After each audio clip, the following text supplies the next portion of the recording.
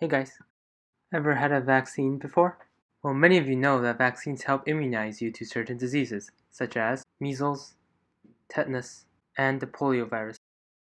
Surprisingly, there are also many types of vaccines, such as attenuated vaccines, which contains a version of the living virus and converts them into a much milder and weakened version of the virus.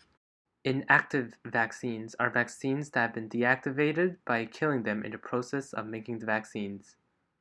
And the last and most widely used vaccines is the subunit vaccines, which includes only parts of the bacteria. Now you guys must be wondering, how does it work though? I'm getting there, calm down. Anyways, so when an antigen enters the body, the first offenders comes onto the scene.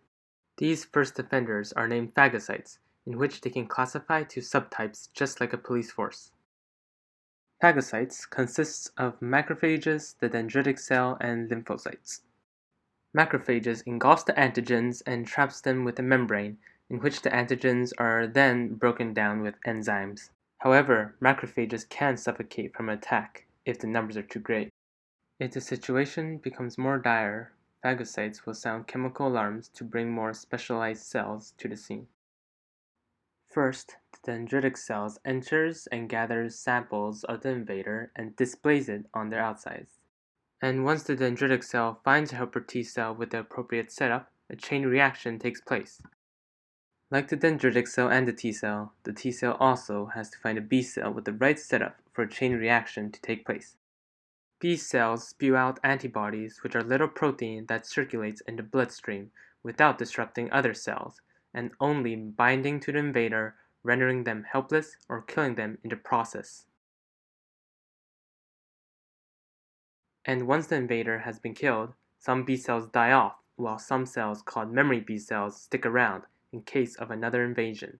Moreover, even though it is sad to take in that billions of cells has died off in this process, they are fortunately quickly restored. Any questions? Yeah. Great. Getting vaccines here in Canada is pretty easy and accessible. However, places in Africa, children specifically aren't immunized due to the unavailability of vaccines, either because health services are inaccessible or families are uninformed or misinformed with the benefits of being immunized. Not only can they not have access to vaccines, but their diets lack necessary nutrients to sustain a functioning immune system, where the survival of a child widely depends on whether their immune system can fight the infections. Since malnutrition, as well as the disease-thriving environments most of them live in, makes them extremely vulnerable. For instance, measles killed over 40% of the children affected in developing countries, whereas people in developed countries rarely die.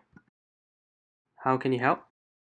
Well, in order to end deaths of such preventable diseases, we must give people in the developing world support, either by becoming aware and generating awareness by educating people of the problem, donating, and the best, most direct way you can help is to volunteer. The best way to donate is by going to Aid for Africa to help families and communities escape poverty, to have improvements to healthcare, education, and creating businesses. So yeah, I hope that all of you learned something in this video. Bye!